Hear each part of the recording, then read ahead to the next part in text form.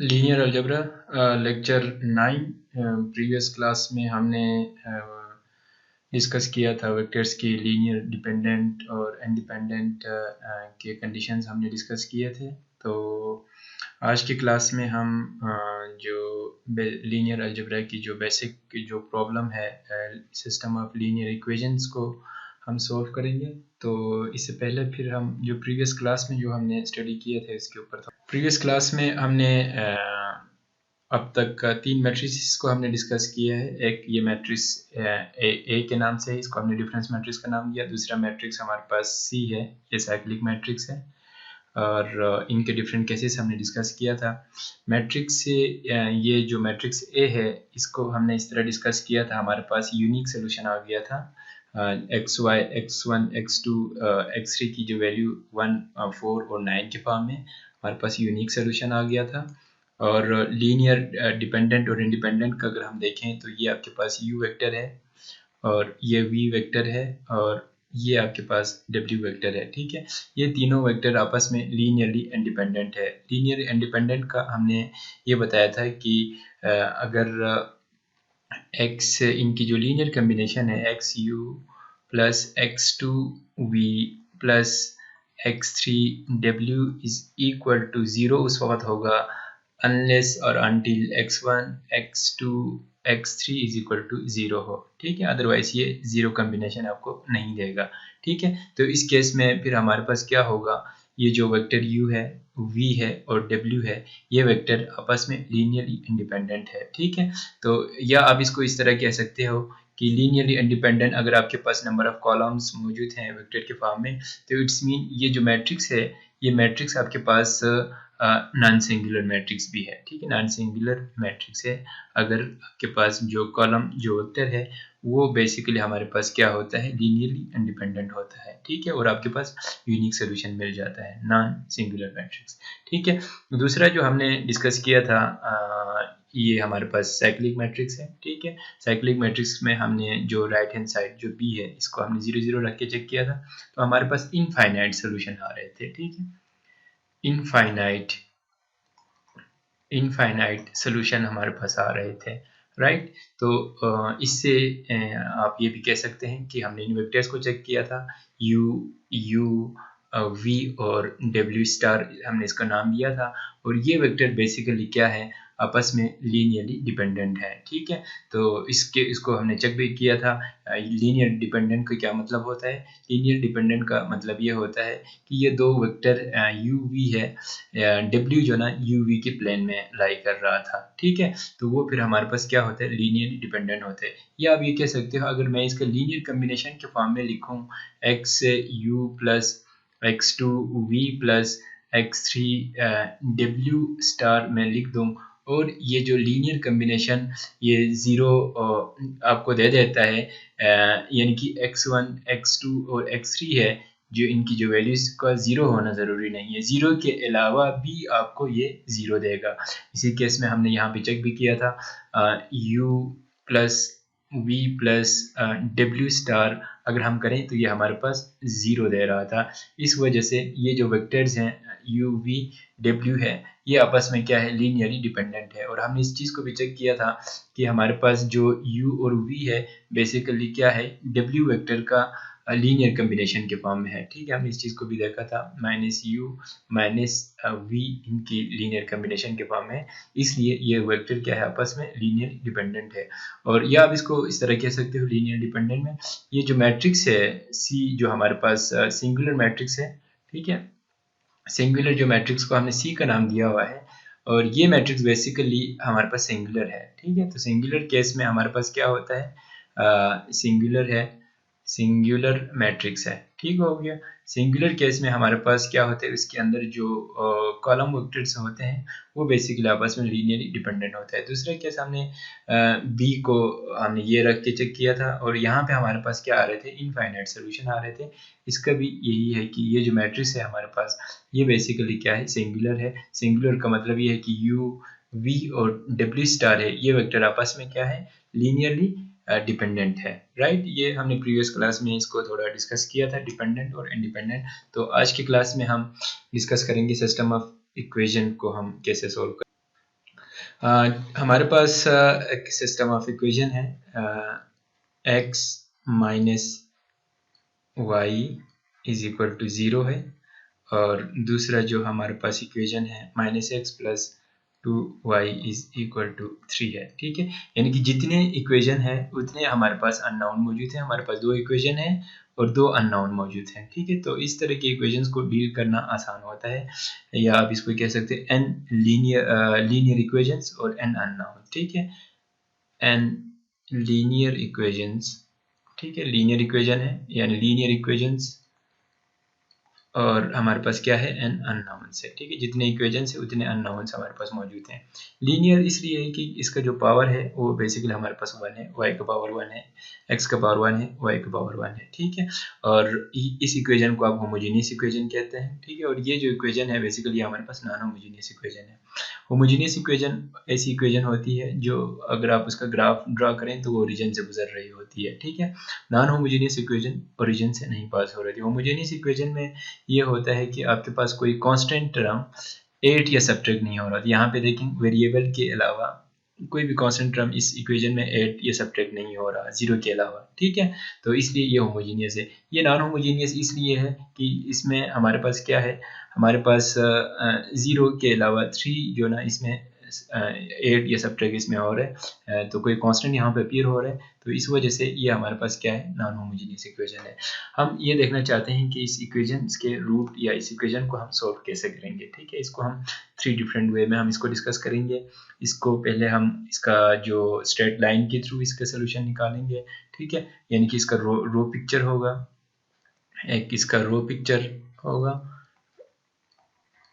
एक हम रो पिक्चर से इसको डिस्कस करेंगे, दूसरा हम फिर इसकी कॉलम पिक्चर से भी हम इसको डिस्कस करेंगे। ठीक है, कॉलम के फॉर्म में हम इसको लीनियर कॉम्बिनेशन में लिखेंगे, और थर्ड वन जो है यूजुअली जो हम करते हैं मैट्रिक्स से हम इसको भी इसका सोल्यूशन हम इसका निकाल सकते हैं। ठीक है, मैट्रिक्स फॉर्म, तीनों फॉर्म से आप इसके सोल्यूशन निकाल सकते हैं। सोल्यूशन निकालने का मतलब ये है x और y की वैल्यूज हम निकाल सकते हैं। ठीक है, तो सबसे पहले हम इसको डिस्कस करेंगे रो वाइज, रो पिक्चर के फॉर्म में हम इसको डिस्कस करेंगे। ठीक है, रो पिक्चर। ठीक है, तो इसको मैं ड्रा करता हूँ। ये एक्स वाई प्लेन है, दिस वन इज एक्स और ये हमारे पास वाई है। ठीक है, तो पहला जो इक्वेशन है 2x minus y is equal to 0 है। अगर मैं x को 0 पुट कर दूँ, y को मैं अगर 0 पुट करूँ, तो हमारे पास क्या आ रहा है, 0 0 आ रहा है, 0 इज इक्वल टू 0। ये इस इक्वेशन को सॉल्व कर रहे हैं, तो एक पॉइंट हमारे पास पहला जो इक्वेशन है इस इक्वेशन का पहला जो पॉइंट है हमारे पास ओरिजिन आ गया, क्योंकि यहाँ पे मैं x की जगह पे 0 पुट करूँ तो ये 0 हो गया, और यहाँ पे y की जगह पे मैं 0 पुट करूँ तो 0 माइनस 0 इज इक्वल टू 0 आ रहा है, तो एक पॉइंट हमारे पास यहाँ पे आ गया। ठीक है, दूसरा पॉइंट आप इसको इस तरह भी आप चेक कर सकते हैं कि आपको यहाँ पे 0 दें, या फिर आप इसको अगर मैं लेट सपोज x की जगह पे मैं 1 पुट कर दूँ और y की जगह पे मैं 2 पुट करूँ, तो भी आपको क्या दे रहे हैं, 0 दे रहे हैं। x को मैं 1 पुट करूँ, y को मैं 2 पुट करूँ, 2 माइनस 2 इज इक्वल टू 0। तो दूसरा जो पॉइंट है, x हमारे पास क्या है, 1 है, y हमारे पास 2 है, 2 है, तो ये ऑलमोस्ट इधर कहीं आ जाएगा। ठीक है, तो क्योंकि ये एक लीनियर इक्वेशन है, तो जो हमारे पास वो सारे पॉइंट से जो इस लाइन के ऊपर लाई करेगा वो इस इक्वेशन को सेटिस्फाई कर रहा होगा। ठीक है, तो ये बेसिकली पहली जो इक्वेशन है इस इक्वेशन को शो कर रहा है, ये वाली लाइन। ठीक हो गया। सेम केस से ये दूसरी जो इक्वेशन है हमारे पास इस फॉर्म में है, minus x plus 2y is equal to 3 है। अब इसको हम चेक करते हैं, तो इसको चेक करने के लिए ये है कि पहले आप इसका x इंटरसेप्ट और y इंटरसेप्ट फाइंड करें। इसका x इंटरसेप्ट फाइंड करने के लिए हमें क्या करना पड़ेगा, y को 0 पुट करना होगा, क्योंकि इस पूरी x एक्सिस के ऊपर y की वैल्यू 0 है। ठीक है, अगर मैं x को y को 0 कर दूं तो x क्या आ रहा है, -3 आ रहा है, -3 1 2 एंड -3 इधर कहीं आ गया। ठीक है, तो ये एक पॉइंट आपके पास आ गया। सेम केस आप y इंटरसेप्ट का चेक करें। y इंटरसेप्ट के लिए हमें क्या करना पड़ेगा, इस पूरी लाइन के ऊपर y एक्सिस के ऊपर क्या है, इस पूरी लाइन के ऊपर हमारे पास x की वैल्यू 0 है, तो फिर इसका जो y इंटरसेप्ट क्या होगा, x को 0 पुट करें तो यहाँ से आपके पास y की जो वैल्यू है 3/2 आ रहा है। ठीक है, ये तो तकरीबन ऑलमोस्ट 3/2 है, तो ये ऑलमोस्ट इधर कहीं आ रहा है। ठीक हो गया, इधर कहीं आएगा। ठीक है, 1 पॉइंट समथिंग 3/2। ठीक है, 1.5, तो ये ऑलमोस्ट 1 और 1 पॉइंट, ये इधर कहीं ऑलमोस्ट आ जाएगा 1.5। ठीक हो गया, तो फिर इन दोनों पॉइंट्स को आप इसको कनेक्ट कर दें। इन दोनों पॉइंट्स को आपने कनेक्ट किया और ये जो लाइन है, इस लाइन को इस पॉइंट के ऊपर इंटरसेक्ट कर रहा है। ठीक है, और ये जो पॉइंट है ये दोनों इक्वेशन में कॉमन पॉइंट है। ठीक है, दोनों इक्वेशन को सेटिस्फाई करेगा। तो ये फिर आपके पास जो पॉइंट है x, हमारे पास इसमें x की जो वैल्यू है 1 है और y की जो वैल्यू है हमारे पास क्या है, y की वैल्यू हमारे पास ऑलमोस्ट 2 है। ठीक है, चेक करते हैं ये दोनों इक्वेशन को सेटिस्फाई कर रहे हैं नहीं कर रहे। यहाँ पे 2 - 2 = 0। ठीक है, यहाँ पे आपके पास x आपके पास क्या है, x आपके पास 1 है, y आपके पास क्या है, y आपके पास 2 है, तो ये 4 आ गया। -1 + 4 यानी कि 3 = 3, ये इक्वेशन को सेटिस्फाई कर रहा है। इसका मतलब ये जो इंटरसेक्टिंग पॉइंट है, पॉइंट ऑफ इंटरसेक्शन है, वो बेसिकली हमारे पास क्या है, x = 1 है, y = 2 है, और ये बेसिकली इस इक्वेशन का जो हमारे पास दो लीनियर इक्वेशंस हैं, इसका सोल्यूशन है। x = 1 और y = 2 है। ठीक है, तो ये जो लाइन है बेसिकली इसको शो कर रहा है, 2x + 2y = 3, ये इस लाइन को शो कर रहा है।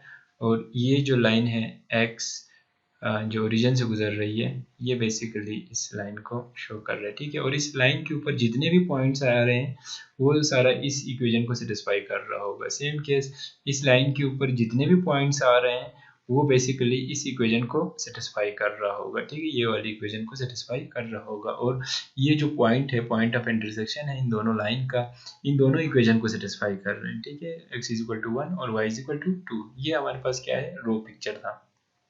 ठीक है, अब हम आते हैं कॉलम पिक्चर के ऊपर।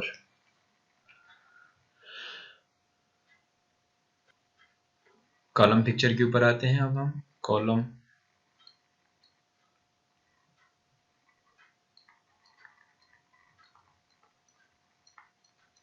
ठीक है, तो कॉलम पिक्चर में हम जो इक्वेशन है हमारे पास 2x - y = 0, -x + 2y = 3 है। ठीक है, ये दो इक्वेशन है।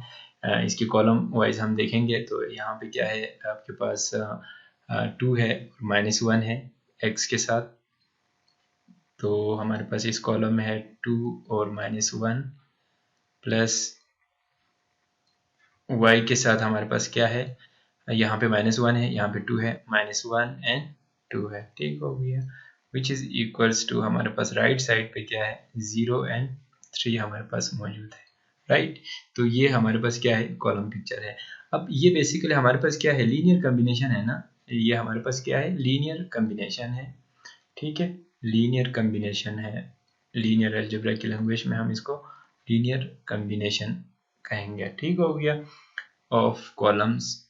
ठीक है, ऑफ कॉलम्स। ठीक है, तो फिर हम क्या करेंगे, हम ये देखेंगे कि x और y की वो सारी वैल्यूज जो इस इक्वेशन को बैलेंस करे, यानी कि आपको जो राइट b है, जो राइट साइड है, इसको हमने b का नाम दिया हुआ है, तो ये राइट b बेसिकली हमें है। ठीक है, तो इसके लिए मैं इसको चेक करता हूँ।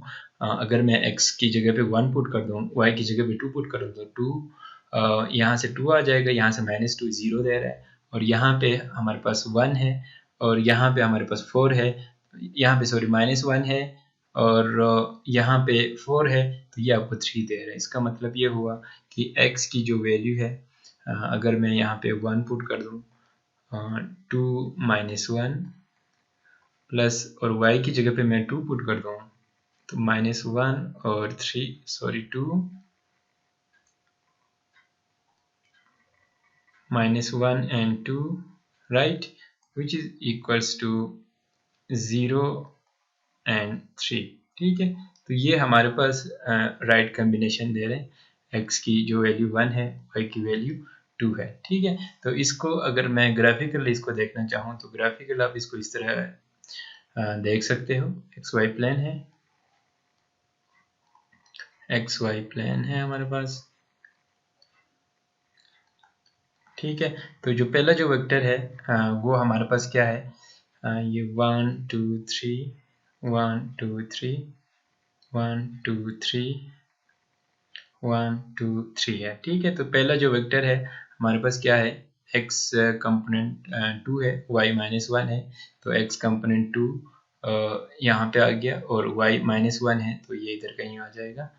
ये पहला जो वेक्टर है हमारे पास यहाँ कहीं पे आ जाएगा। ठीक है, ये आपके पास वेक्टर आ गया। इसको आप लिखना चाहें तो यहाँ पे इसको लिख भी सकते हैं। दूसरा जो वेक्टर क्या है, आपका x -1 है और y2 है। ठीक है, x -1 यहाँ पे आ गया, y2 है, तो ये इधर कहीं आ जाएगा। ठीक है, ये इधर कहीं आपके पास आ गया। ठीक है, इसको अगर आप लिखना चाहें तो आप इसको लिख भी सकते हैं, -1 एंड 2 आ गया। राइट, ये आपके पास आ गया। और इन दोनों को अगर हम ऐड करें तो हमारे पास ये वेक्टर 0 3 रह रहा है, तो आप इसको ऐड करें तो यहाँ पे आप इसको इस तरह कर सकते हैं कि इसी वेक्टर के ऊपर मैं इसको ऐड कर देता हूँ। आपके पास क्या है, x -1 है, तो -1 इधर कहीं आएगा, -1 यहाँ पे आ गया आपके पास, और y आपके पास 2 है, तो ऑलमोस्ट इधर कहीं आ जाएगा। राइट, y2 है, तो ये इधर कहीं आ जाएगा, इधर आ गया। ठीक है, ये वेक्टर आपके इसी पैरेलल में यहाँ पे आ गया, लेकिन ये 2 टाइम्स है। ठीक है, 2 टाइम्स है, तो अगेन आप के पास जो x है, x आपके पास 2 है, और जो y कंपोनेंट 1 है, तो ये ऑलमोस्ट इधर कहीं आ जाएगा। 2 टाइम्स है इसी वेक्टर का, तो ये यहाँ पे आपके पास आ गया। राइट, तो ये 2 टाइम्स ऑफ आपके पास जो है -1 एंड 2 का। ठीक हो गया, और इन दोनों जो वेक्टर का जो रिजल्टेंट है वो बेसिकली ये आपके पास b है, b के फॉर्म में है। ठीक है, x 0 है और y क्या है, 1 2 3 है। ठीक हो गया, ये आपके पास क्या है, b वेक्टर है, जिसको हमने ये नाम दिया हुआ है। ठीक है, तो ये बेसिकली आपके पास रिजल्टेंट वेक्टर आ गया, और यही आपके पास b है। तो ये बेसिकली आपके पास जो x और y की जो वैल्यूज हैं 2 और 1 आपके पास है। ठीक है, ये 1 टाइम है और ये 2 टाइम है, तो ये आपके पास राइट आपको b दे रहा है। ठीक हो गया, तो सेम केस आप इस वेक्टर को यहाँ पे भी ऐड कर सकते हैं। इस वेक्टर में ये जो वेक्टर हमने -1 और 2 लिखा है, इसके ऊपर भी आप ये 2 टाइम्स से इसको रखें, यहाँ से भी आपको फिर सेम रिजल्टेंट आपको मिल जाएगा। राइट,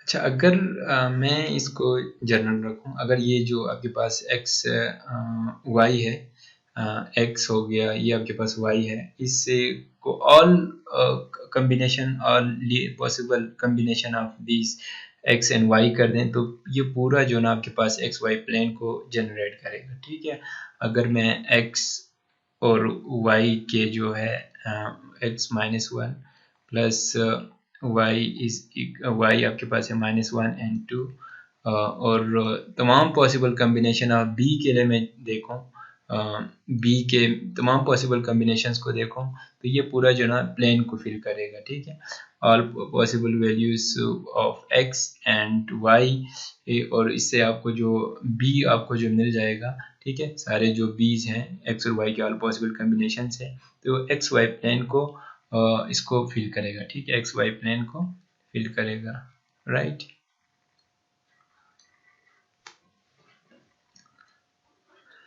अब हम आते हैं 3x3 मैट्रिसेस के फॉर्म में। आपके पास अगर 3 सिस्टम ऑफ इक्वेशंस हैं और 3 अननोन्स है, लेट सपोज मैं यहाँ पे लिख देता हूँ 2x - y, z को हम 0 लिख देते हैं, इज इक्वल टू 0।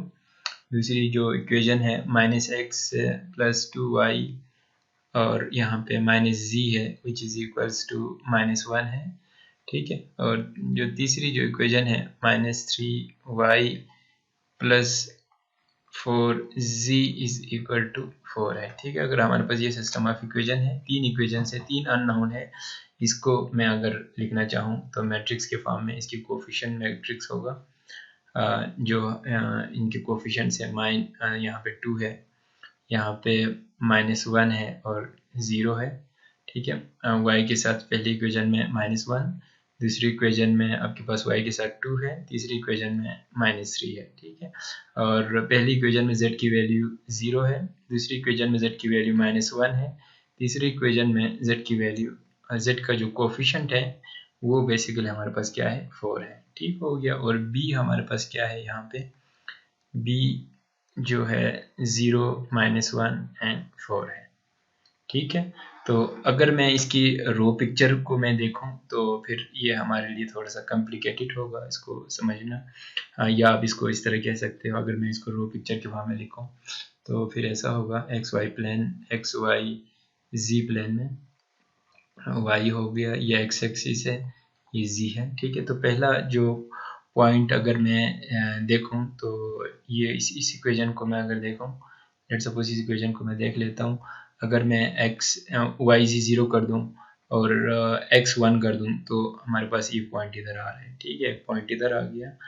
और सेम केस अगर मैं इसको इस तरह कर दूं, z को मैं 0 कर दूं, सॉरी अगर मैं यहाँ पे आ जाऊँ, एक्स वाई को मैं 0 कर दूँ, z को 1 कर दूँ, तो ये पॉइंट इधर कहीं आ जाएगा। ठीक है, सेम केस अगर मैं ये करूँ कि एक्स z को मैं 0 करूँ तो y की वैल्यू हमारे पास क्या आ रहा है, -12, तो ये ऑलमोस्ट इधर कहीं आ रहा है। ठीक है, ये बेसिकली अब यहाँ से लाइन नहीं आएगी, यहाँ पे आपके पास एक प्लेन होगा, पूरी एक आपके पास एक प्लेन इस टाइप का होगा, इसके ऊपर ये तीनों पॉइंट्स लाई करेंगे। ठीक है, क्योंकि आपके पास ये प्लेन के फॉर्म में है। ठीक है, एक्स वाई जी है, तो इसका मतलब ये है कि आपके पास एक प्लेन आएगा। सेम केस जो पहला जो इक्वेशन है ये भी आपके पास एक प्लेन के फॉर्म में होगा, तो लेट सपोज ये प्लेन कुछ इस टाइप का है। ठीक है, अब लेट सपोज हमारे पास पहला और सिर्फ अगर आपके पास ये इक्वेशन और ये इक्वेशन है, तो इन दोनों प्लेन का के इंटरसेक्ट से आपको क्या आ जाएगा, एक लाइन आपके पास आएगी। ठीक है, अगर आप इस प्लेन को भी इसमें इंक्लूड कर दें तो ये फिर एक प्लेन कुछ इस टाइप का होगा, इस टाइप का आपके पास कोई प्लेन होगा, और ये इन तीनों प्लेन का जो सॉल्यूशन होगा वो बेसिकली ये तीनों प्लेन किसी एक पॉइंट के ऊपर इंटरसेक्ट कर रहा होगा, और वो जो पॉइंट है बेसिकली ये आपके पास इसका सॉल्यूशन होगा। ये एक डिफ़िकल्ट वे है इसको हम इमेजिन करना, इसको देखना। सेम केस अगर हमारे पास 4 डायमेंशनल हो तो फिर और मुश्किल होती जाएगी, तो फिर हम इसलिए इसको कॉलम पिक्चर के थ्रू हम इस इक्वेशन को डिस्कस करेंगे। कॉलम पिक्चर के थ्रू हम इसको डिस्कस करेंगे। तो इसी जो मैट्रिक्स है कॉलम पिक्चर, ठीक है, मैट्रिक्स हमारे पास है, इसको मैं क्या करूँगा, कॉलम की कॉम्बिनेशंस के फॉर्म में लिखूँगा। ठीक है, तो x है पहला जो कॉलम मैट्रिक्स का, 2, -1 और 0। ठीक है, और प्लस y है दूसरा जो कॉलम है हमारे पास क्या है, -1, 2, -3 प्लस z है।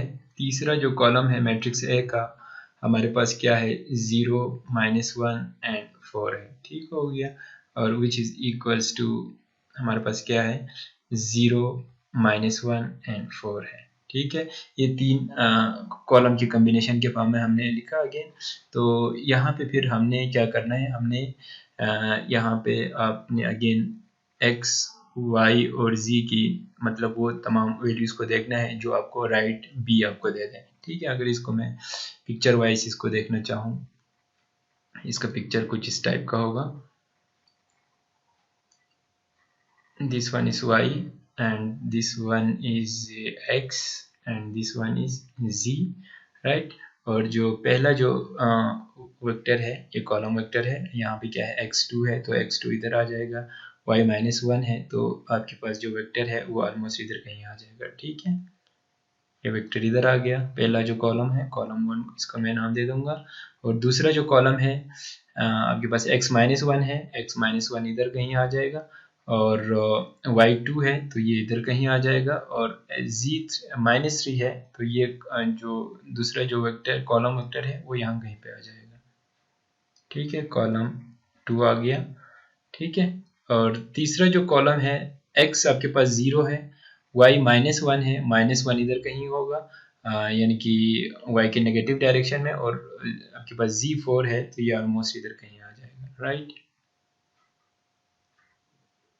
ठीक है, तो यहाँ से अगर मैं ये करूँ x और y को, अगर मैं दोनों को 0 कर दूँ, ठीक है, x और y को मैं 0 करूँ तो यहाँ से क्या हो रहा है, ये आपके पास z को मैं अगर 1 कर दूँ, ठीक है, z को मैं अगर 1 करूँ तो फिर ये इक्वल आ जाता है। ठीक है, 0 is equal to 0, -1 is equal to -1, ये आपके पास आ रहा है। तो इसका मतलब ये हुआ ये कॉलम 3 है। ठीक है, कॉलम 3 अगर हम इन तीनों को ऐड करें तो ये इसी का सोल्यूशन है। ठीक है, ये इसका सोल्यूशन है, या इसको आप कॉलम बी के नाम दे दें। ठीक है, दूसरा जो सोल्यूशन है इसका आप इसको इस तरह भी कर सकते हो।